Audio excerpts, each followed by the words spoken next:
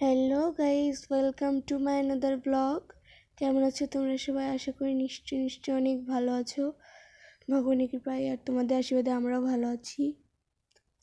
আজ আমার মায়ের শরীরটা একটু খারাপ, তাই আমি ভয়েস দিচ্ছি।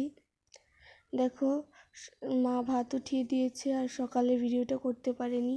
ওই যে মা আগের ব্লগে বলেছিল, যারা দেখেছো তারা হয়তো জানবে যে পুজো আর্চার কাজ কর্ম, বাইরের কাজ ঘরের কাজ মিলে।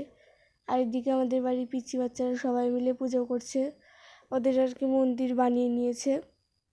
আর এদিকে মাছ রান্না করবে, ছোটো মাছের চচ্চড়ি, আলু আর ওই যে লাউয়ের চোকলা আছে না, ওগুলো ভাজবে কুচি কুচি করে। অনেক টেস্টি একটা খাবার। আর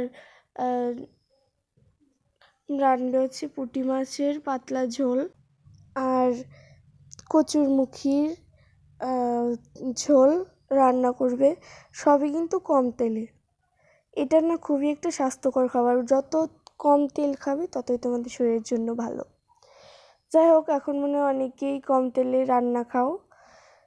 আর তোমাদের একটা কথা বলবো, যেটা হচ্ছে, তোমরা যদি আমাদের পাশে না থাকতে, আসলে কিন্তু আমরা 500 ফ্যামিলি অতিক্রম করতে পারতাম না। এভাবেই পাশে থেকো, সাপোর্ট করো।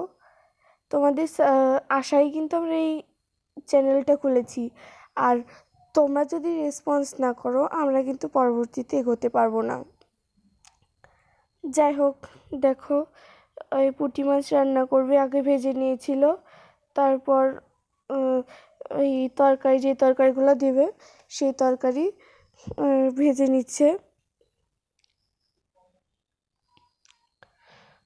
দেখো, অনেক সুন্দর কিন্তু কালার এসছে, বেশি তেলও নেই বেশি মশলাও নেই, জাস্ট লবণ আর হলুদ গুঁড়া এইটুকু, আর হচ্ছে কালো জিরে ফোড়ন। দেখো, তাইতেই না অনেক সুন্দর একটা কালার এসছে। আর কাঁচামরিচ ফাড়া,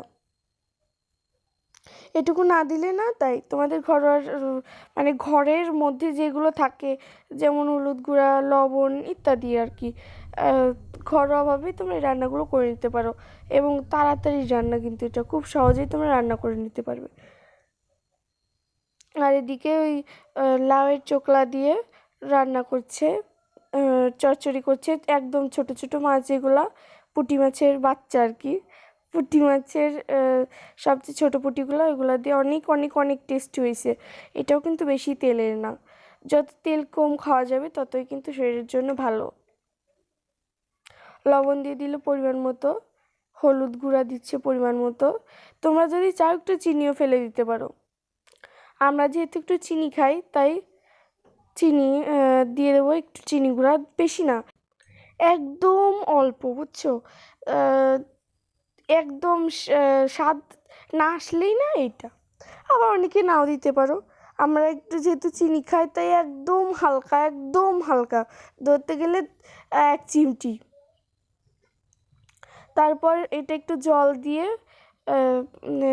দিয়ে একটু ভাপাবো, মানে ভাপানোর মতো আর কি, ঢাকা দিয়ে দিব, তাইলেই হয়ে যায় আজকের রান্নাটা।